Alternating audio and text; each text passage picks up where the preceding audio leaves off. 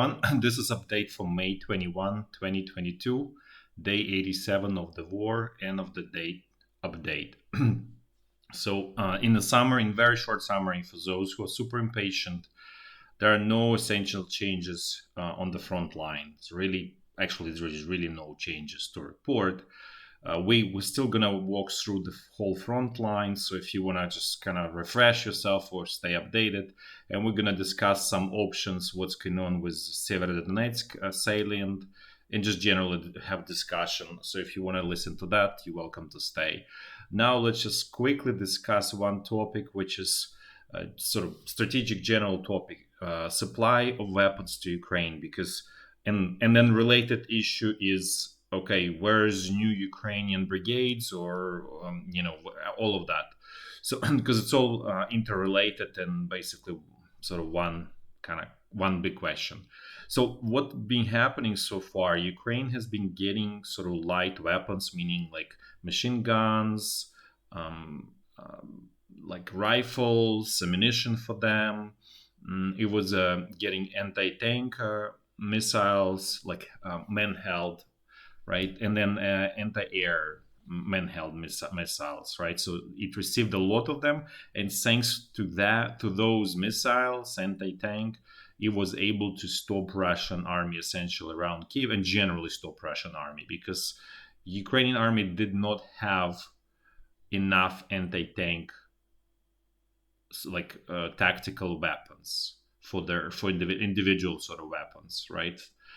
It has its own anti-tank sort of missile called Stugna, which is very good, but because of the problems in Ukrainian government, basically it was sort of developed, accepted, but not funded.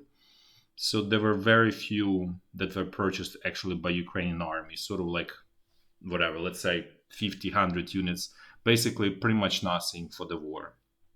So as a result, Ukrainian army was totally unprepared in that way.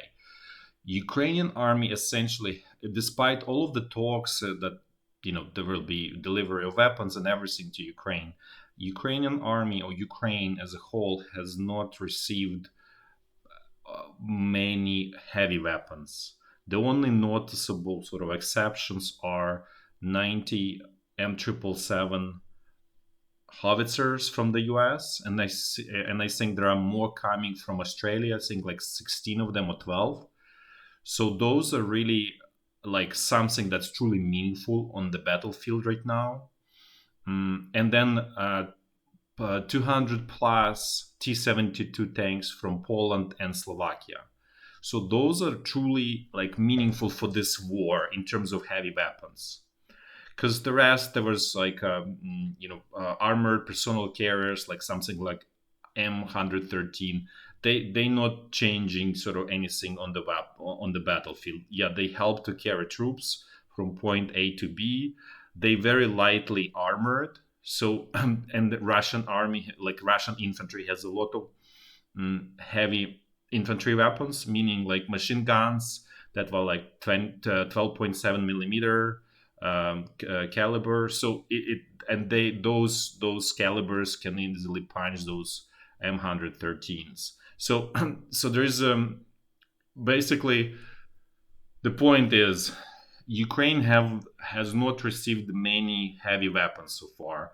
The promise is what's sort of in the promise, for example, from Germany is Panzerhaubitzer 2000, but it's only 7 plus, we believe, 5 from Netherlands, so total will be 12. It's totally insufficient, as you can imagine, for their amount, of troops. The whole war, it's not gonna change significant situation. It's definitely help, and Ukraine totally grateful for that. But in terms of being able to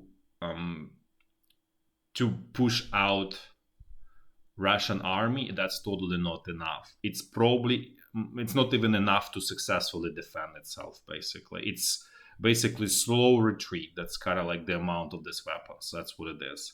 Then there is also promise of 50 units of Gepard, and we'll discuss it tomorrow, because in a way it's kind of like a grandfather of Terminator, of the Russian Terminator that we discussed, except it's a little bit, it was designed for different purposes.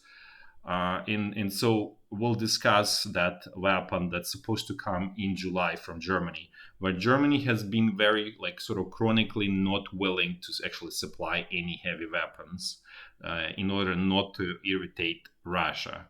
So really the only hope is US for Ukraine and UK and Australia, but Australia obviously doesn't have many weapons. So we'll see what's in store there, what can come.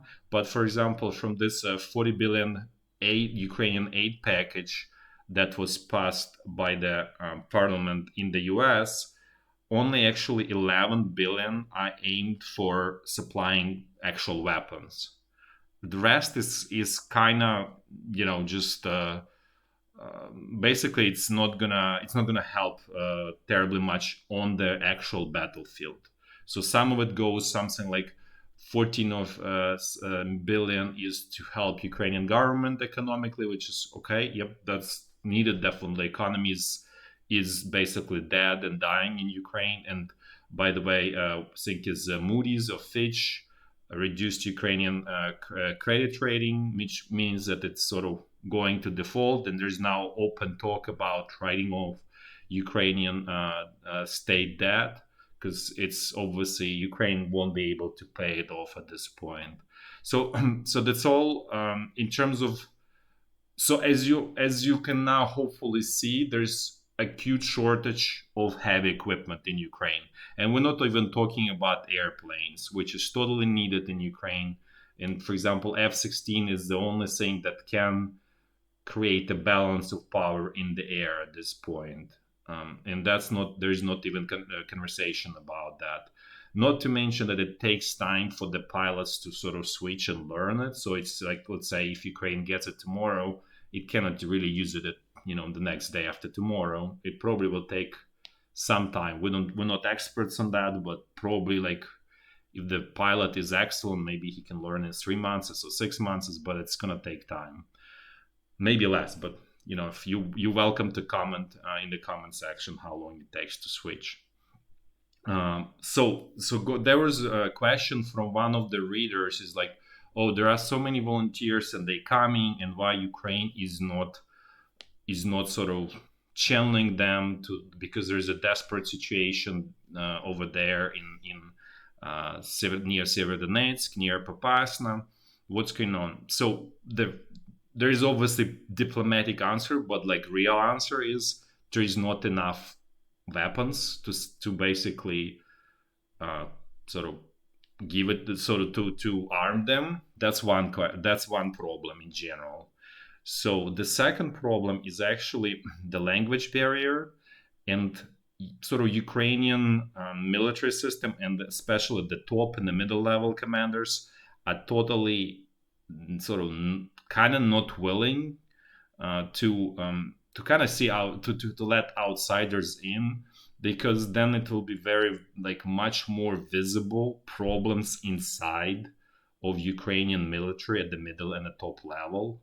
And obviously those people, those volunteers eventually will go back, they will have interviews, and that will be like sort of negative kind of picture of their insides of Ukrainian army. So that's really probably another, like, big reason why this is being done that way.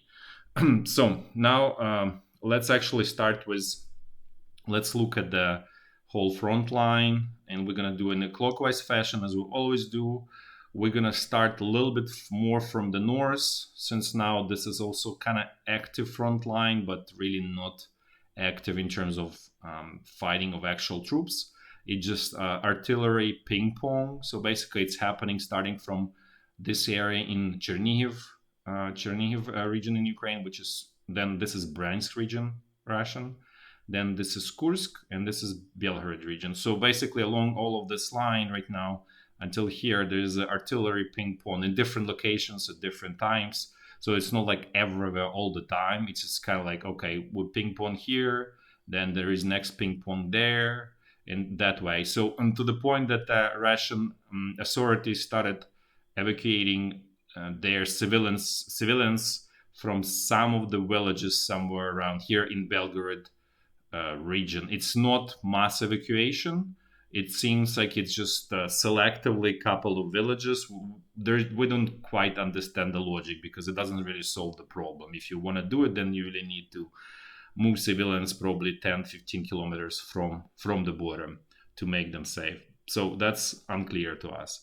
Now let's go then a little bit more south. Let's see what's going on here, straight north east of Kharkiv, and let's see what's going on there. So basically, there was a Russian counterattack, as we discussed a couple days ago.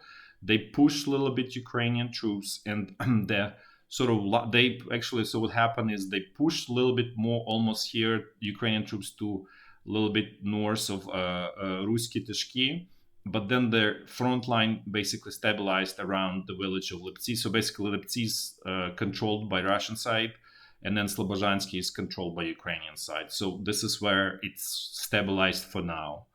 So apparently it's probably going to be enough of the buffer for Russian side, so they probably will be happy. The other sort of point of tension was village Ternova, and the fighting is still going on. So basically the village is not controlled by either side, so the fighting is still going on for this village. And so that's the situation there. Potentially we don't have, like, for example, there is a small kind of like a large village, tiny town here. It's definitely controlled by Ukrainian side. We saw sort of confirmations of that. Possible that Ukrainian side during that counterattack from the Russian side lost this village Staritsa, but we don't really have good confirmation for that.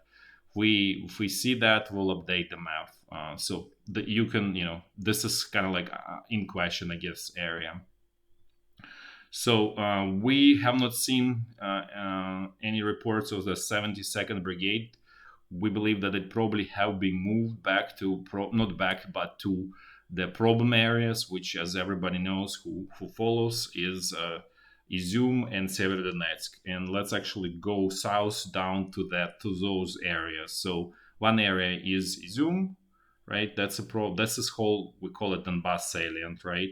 So this is Donbass salient, and Izyum is where the Russian troops are trying to create a pincer from the north to encircle Ukrainian troops in the Donbass salient. So let's actually have a look at what's going on there.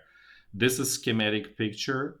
So this is all Russian units that are there. You can see there's a huge amount of forces. A lot of these units are sort of after attrition, let's say during the time of the siege of Kyiv.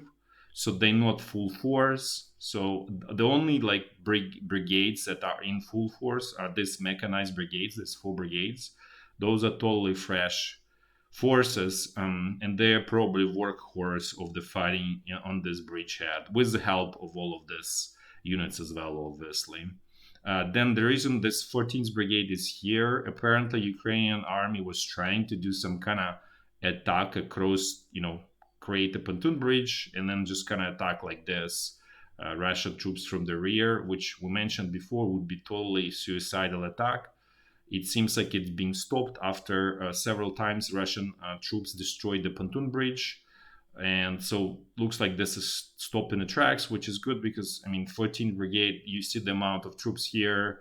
It would be totally, if it tries to attack, it would just sort of, get dissolved in the amount of Russian troops that are there. Then there's this Lyman bridgehead, where the Russian troops are trying to squeeze out Ukrainian troops from the eastern side of the Severodonetsk river. They managed to split the bridgehead into 2 pieces. One that's centered around town Lyman, and the other one is centered around town Svyatohirsk. Svyatohirsk is really a small town, probably like 15,000 people, maybe even less than. Lyman is a little bit bigger, like about 23,000. It's being defended by 79th Brigade. It suffered quite heavy losses in the process, but it's still holding on there. Let's actually look at the sort of close view. This is Izyum bridgehead. As you can see, it's kind of like a diamond shape or triangular shape, whatever you want to look. So this is the areas where the Russian troops are like attacking the most is this Dovhinke is one of the area like here on basically they want to go down south this road, and then the other one direction is Barvinkova, right? So they're trying to get it through either this road or through this road. So whichever, whatever the easiest pass, so basically like, kind of like a warrior tries to find the pass of the least resistance as it goes through. This is the smaller Lyman bridgehead, where centered around town of Svyatohirsk. It's still holding on, no changes there. This is a bridgehead around Lyman itself. This is a larger one, and the danger here that if Russian side really pushes and cuts the route for retreat, this is the only route for retreat here, right? For orderly, we just want to qualify it for orderly retreat of Ukrainian troops, right? So this is if they cut, then there is no orderly retreat. It will be just kind of going through the forest here and trying to cross the river here. And that what it really means is that all of the heavy equipment will be lost. So basically, all you can hope is you just save people, which is obviously the most important part. But this really means that this brigade will not be able to fight for a while, as we mentioned, there is a acute shortage of weapons in Ukraine.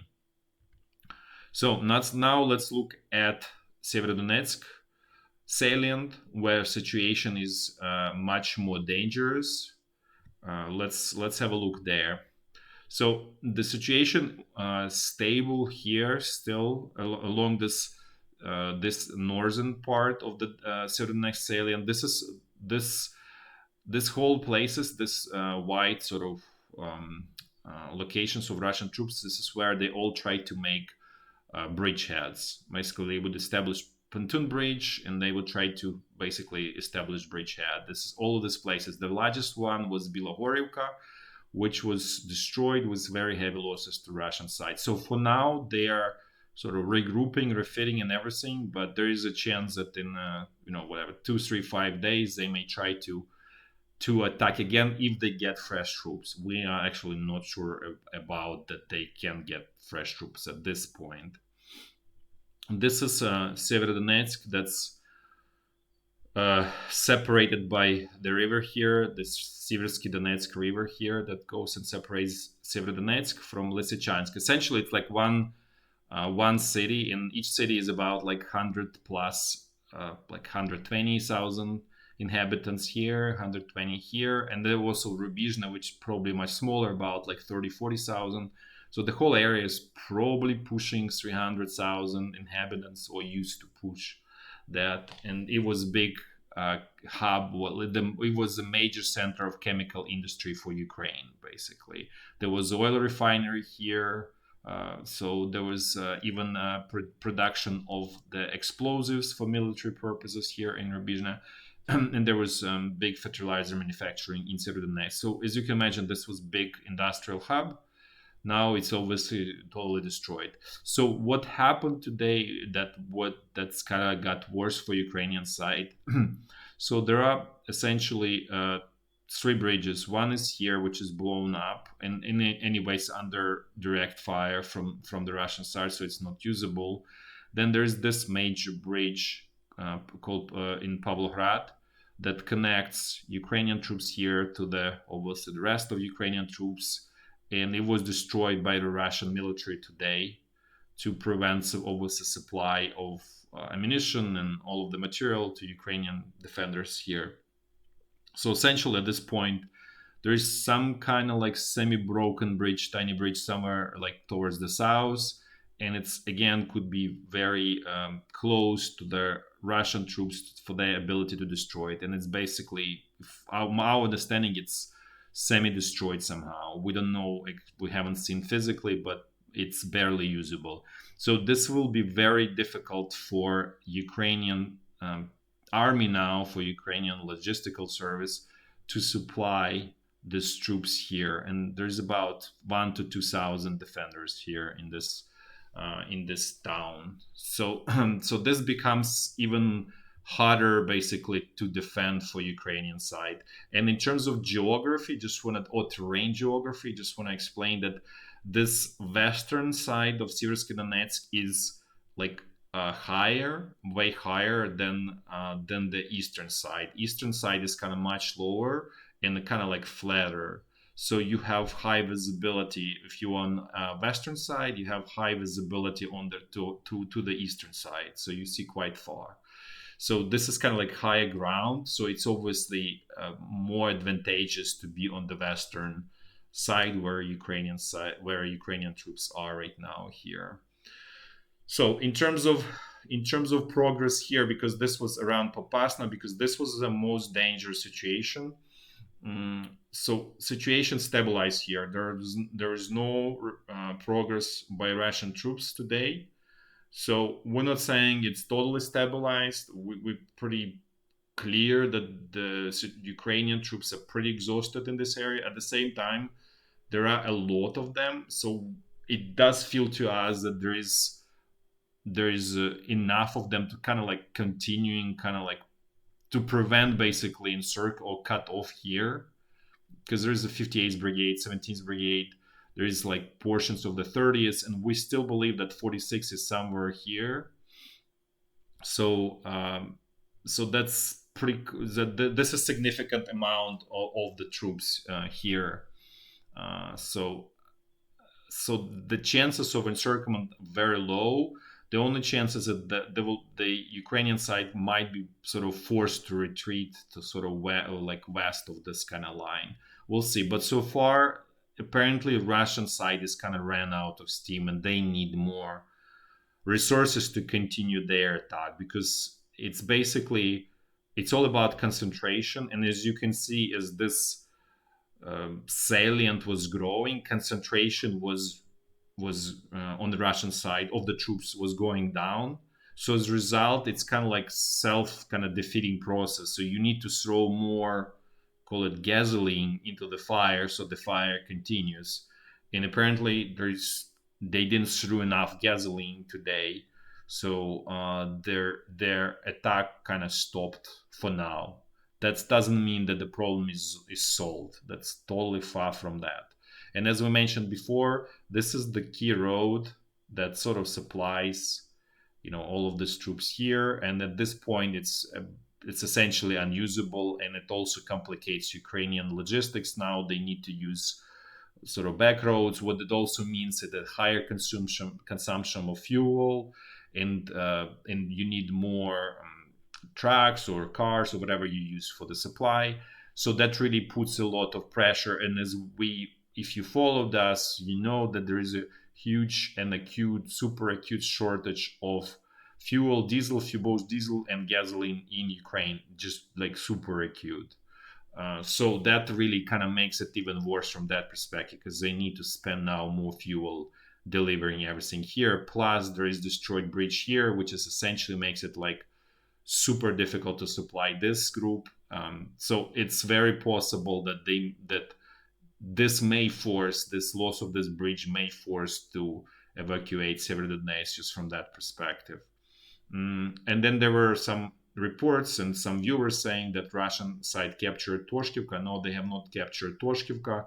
The fight is going on in the village. The way it works is actually the Torshkivka is being mostly attacked by the Second Army Corps, and it's pretty exhausted itself, and it's not does not consist with the top rated troops, basically, in simple way. It's like second and third rated troops. So that's why they don't have much progress. Where they did have big progress is where the troops are relatively motivated and skilled. And skilled specifically, it's this Wagner mercenaries, airborne unit, and naval infantry. This units they pretty motivated. Let's put this way. And the disadvantage of them is that they are essentially light infantry. They don't have much of the heavy weapons.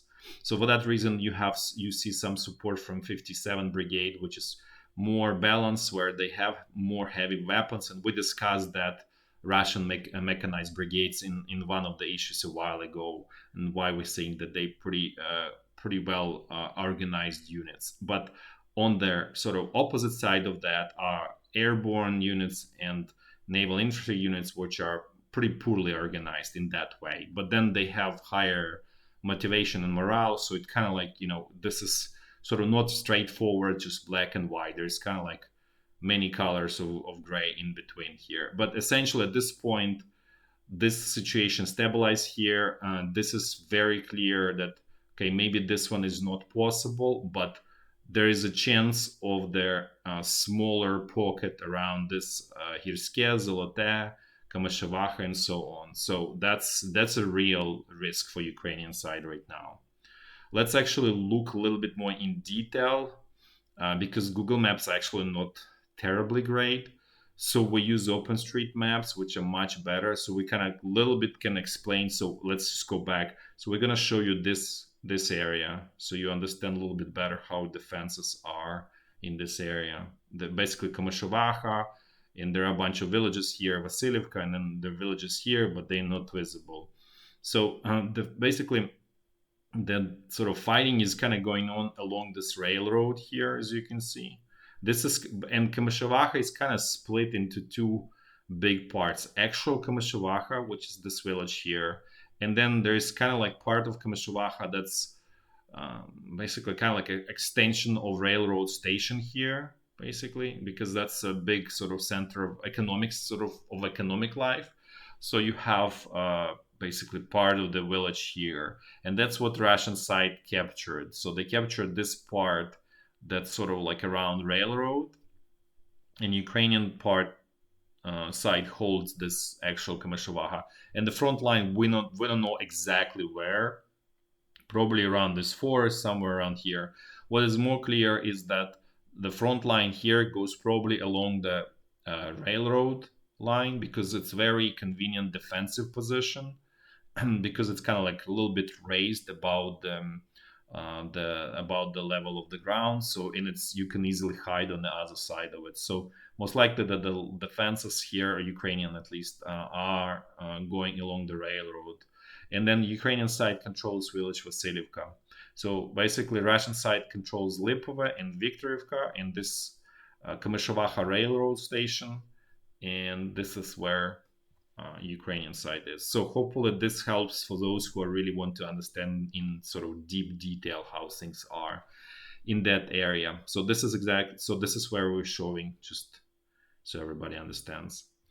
Then let's actually look a little bit towards south, because we reported that Russian side captured village Troitske. They tried to attack Vozdvizhenka, but they were not successful. So Ukrainian side still holds Vozdvizhenka. But in general, we would say that this is much better command of the Russian troops in this area. Basically, it's almost like we want to say there is a quite meaningful difference relative to what we have seen so far, which was pretty bad, basically. But this was very skillful use of Russian troops, and as someone noticed that they try to basically, so Ukrainian defense is centered around strongholds, right? Usually around villages. And one of the viewers correctly pointed that what the Russian side is doing, they basically evade those villages and strongholds and go kind of through the fields, and basically in that way they overcome Ukrainian defenses, and it was pretty good tactic in general. Okay, let's keep going. So this area here stretched, there is no attacks, no real fighting, just artillery, so we're not even discussing. It's been stable since the beginning of the war. Let's look what's going on here straight west of Donetsk. Here situation is the same, continued attack on Marinka only, on Novomykhailivka, some reports of attacks on Vuhledar, but beyond that, even nothing really here. And what we mentioned, we have spotted a large group of Russian troops, specifically tanks, on the way. So we believe that there is attack that's going to be, that the Russian side will continue attempts to exploit this salient here, and either hitting towards New York or more generally in that direction or this direction. So this creates some opportunities, but it doesn't look like this this salient so far is really creating opportunities to encircle Ukrainian troops, basically, because even if they, it's there's no sort of southern pincer, basically. The same goes true here. So it's kind of like a hit, but hitting to the extent, to the too large extension into nowhere, just essentially squeezing Ukrainian troops from from this territory. That's pretty much it. So let's keep going. This is closer look around this Novobakhmutivka area that Russian side captured about a week ago. Let's now look at the Zaporizhia front lines. As in nutshell, situation is stable there. So this wedge that Russian troops built, trying to create southern peninsula, stays the same. Neither side has enough resources to change the position, so they basically the same artillery shelling, sort of small scale like tactical attacks, reconnaissance attacks, but nothing really major. The same goes true for the rest of the front line here, right? So the western portion is stable the same way. So let's just jump here to the Kherson bridgehead. And situation there, as we been discussing, is stable, no changes, both sides in balance. And if those who are following us, they know that there used to be 14th Brigade somewhere around here. We don't know exact location, but it was somewhere here. And so it was taken to Izyum bridgehead, as you have probably seen. So it was actually replaced by 63rd Brigade. This is new brigade, Ukrainian brigade that we spotted. It's a mechanized brigade. It's been on paper since, we believe, 2017 or 2018, but we believe that it was created just recently, sometime in April. So it's pretty fresh, pretty new. It's being put on the front line. And it's in a way sort of similar to the 60th Brigade, which was also like newly created, and probably right choice by putting them at the quieter section of front line so that they kind of get used to it, because we're pretty sure that the training there is kind of like not enough for actual fighting. That's the level of intensity that's happening on the front line. So probably wise sort of way of kind of like slowly continue training them kind of on the battlefield. We also, to our understanding, that portions of the 80th Brigade were pulled to the area near Severodonetsk. We don't know, like sort of maybe it's battalion, maybe two battalions. We don't know exact situation. So it's kind of like at this point split into two halves. And in general, if we go back there, it's a total mass in terms of units. If we look again here, actually, let's look all the way back here. The units are really mixed up here. There are a lot of like battalions that are like basically plugging the holes, like Ukraine, and we're talking about Ukrainian side mostly, and that's really reducing defensive capabilities of the units. It's in a way like, if you think about the unit, is where it's 1 + 1 is equal to actually 3, right? Because they together, those like two, let's say, battalions, right? So they create like bigger, they stronger. But if you split them apart, then even if you have 1 + 1, technically 2, you might have like 1.5 essentially, right? And that's another problem here in general for Ukrainian side, that all of these brigades are basically like battalions are taking away from them, and one battalion could be here, another here, and it's all creating even bigger mass in general. So that's it for today. Thanks for watching, and until tomorrow, bye bye.